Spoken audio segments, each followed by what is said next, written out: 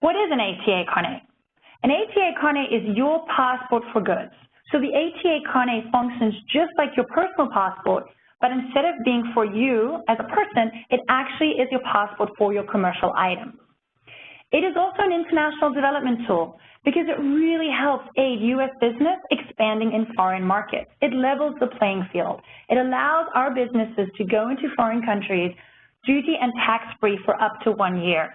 So you can go in and solicit orders, you can exhibit at trade shows, you can actually work on projects without having to post any customs formalities. It is an international customs document. It is standardized, harmonized, international customs document.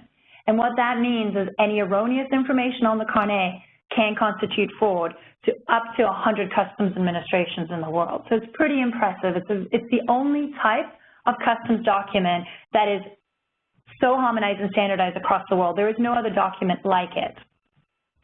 What does it actually do? It allows temporary entry of items, commercial items, duty-free and tax-free, whether shipped or hand-carried. So temporary means that the goods can go into a foreign country for 1 year, not longer.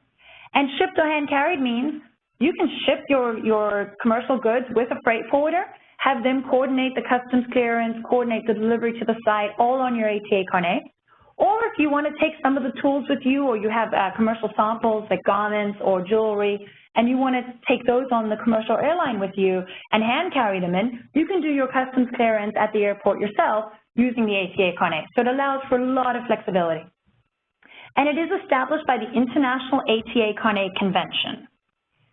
So let's take a step back a little bit from ATA carnet and actually talk about this concept of temporary importation. Whenever goods are going into a country for temporary purposes and commercial purposes, they have to post some form of guarantee to the customs office at time of entry. If no financial guarantee is posted, customs, believe it or not, they're just not going to take your word for it. They're not going to say, oh, okay, we know, we take your promise, you're going to take these commercial goods in and come back out. They need some other type of guarantee to make sure that you will take them in and come back out. What are your options? Posting the duties and taxes and getting refunded once you re-export from that country. In the United States, we refer to that type of temporary admission as duty drawback. Another option is posting some form of financial guarantee that is not the actual duties and taxes, so it could be a temporary importation under bond. It could be a letter of credit. It could be a bank guarantee. Each country has different temporary entry requirements for what they accept as the guarantee to be posted. Obviously, ATA carnet. And finally, smuggling. Believe it or not, smuggling is illegal everywhere. And the reason it's up here because I have had numerous situations where people have not intended to smuggle, but they ended up falling in that category. And the ATA carnet benefits are continued. The list is endless of the benefits of ATA carnet, and hopefully by the end of this presentation, you will see the great value that ATA carnet can add to your business and your international expansion plans. So more benefits. It allows unlimited entries and departures for up to 1 year. So once you have your carnet, for the listed items on that carnet, you can travel as often as you want. We have customers who live on the U.S. northern border, and they cross over on a daily basis into Canada with tools or with commercial samples. Same on the Mexico side, and they really get their mileage out of their ATA carnet. It also acts as a U.S. Customs registration form. That is the CBP, Customs and Border Protections Form 4455. Now, the reason this is here is if you go to a non-carnet country, let's say you go down to Argentina or you want to go to Ecuador, they're non-carnet countries. So even though you have to take care of their temporary entry requirements, you still have to take care of your U.S. export registration. And U.S. Customs has become, each port has different policies, but they're very finicky of what actually can qualify for 4455 registration and what are the flexibilities of the 4455 registration. There really aren't any versus the carnet there is. So even if you're going to non-carnet countries, you can use your ATA carnet just for your U.S. registration, and it's all streamlined, it's all standardized, and it's all in one passport. It minimizes language problems. Arrangements are made in advance in the United States in American English. That helps you be prepared and feel more confident in what you're doing and prepared to go and start exporting. Split and partial shipments are possible. So let's say you went to that China medical fair with the $400,000 worth of medical device equipment for samples, and the show was so successful, and you come back to the United States, and you met a hospital in the UK at this China show, and they said, can you come over to the UK and do a demo? You can take your same carnet. Now, let's say you took 10 items to the show in China, but to go to the UK for a demo, you only need the demo unit. You don't need any of the signage or the trade show booth. You just want the demo unit.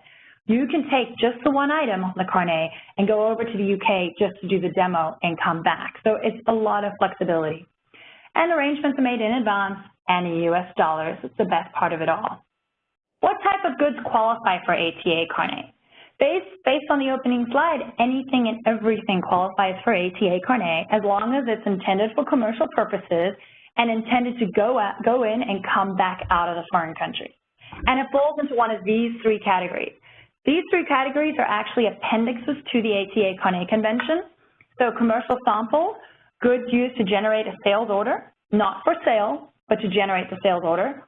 Professional equipment, tools of the trade, so the mining equipment, the camera equipment, sporting equipment, and goods for exhibitions and fairs and similar cultural events. So trade shows, conferences, congresses, world events, world fairs, you name it, it falls under some sort of presentation or exhibition, it falls under the EF category.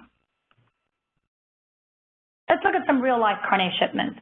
Computer equipment, wearing apparel, billiards tables, aircraft, autos, boats, sporting goods, human skulls, power systems. Power systems, that's a really interesting example. So the city of Dublin took their city off the electrical grid entirely.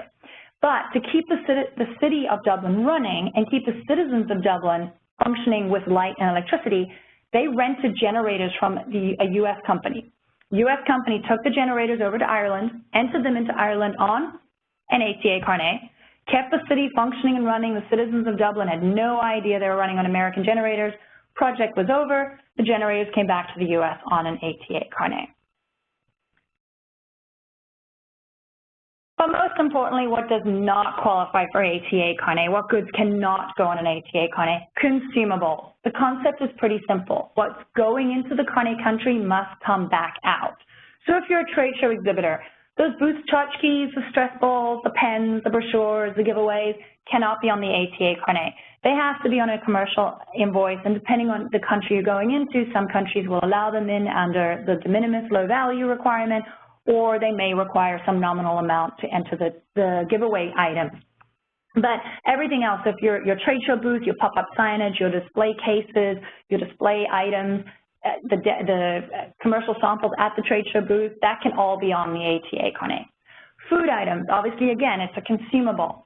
There are exceptions to the food items. So if you're in the food industry and you are going to send food, for example, there's an auction house in New York City that does a very large wine auction every couple of years, very high valued wine.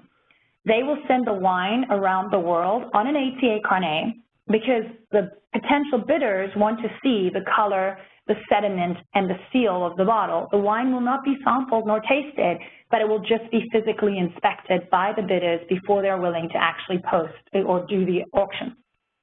So that qualifies for ATA carnet. It is a special example, but if the food is going in for a food show, then obviously the food might be tasted or consumed. It cannot be on ATA carnet. But if it's for display purposes, strictly display purposes, then it does qualify for ATA carnet. Obviously, disposable items, same thing. If you're a trade show exhibitor and you're taking your cleaning supplies, not on a carnet. Postal traffic. Nothing traveling through the postal system can be on an ATA carnet. It is the only part of the convention that not one country has signed. For all the obvious reasons. There is very limited control by customs for special customs clearance packages through the postal system. So no country is comfortable with carnet clearances through the postal system. And personal cars for touring on the open road.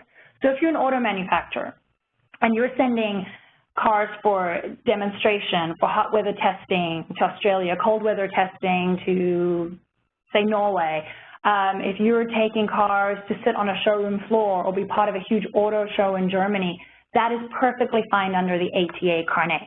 But cars that are going to drive on the open road in amongst the public stream of traffic does not qualify for an ATA carnet.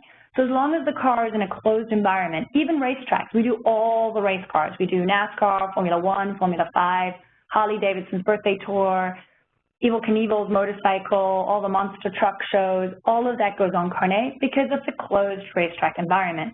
The same with TV commercials and movies. As long as the public road is blocked off by police barricades for the filming, then it completely qualifies for ATA carnet. But if you're just going to take your car because you don't want to rent a car in a foreign country and you just want to take yours to drive, then it obviously does not qualify. Which brings me to no substantial transformation.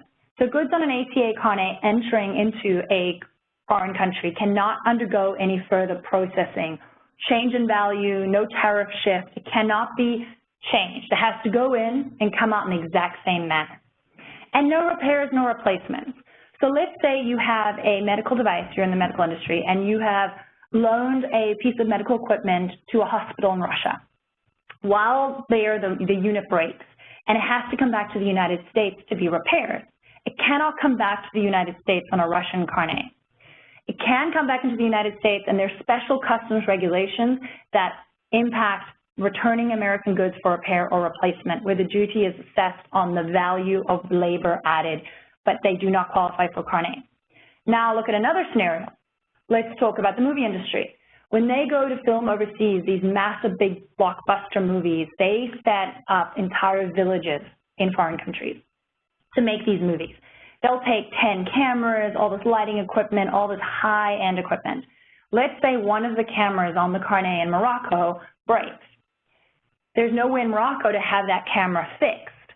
It can come back to the United States on that same carnet that was used into Morocco as a partial shipment back to the U.S. It can be repaired and returned back to the production site because the initial use of the carnet was not intended for the repair. It happened to break while in the life of an ATA carnet. So those are the exceptions.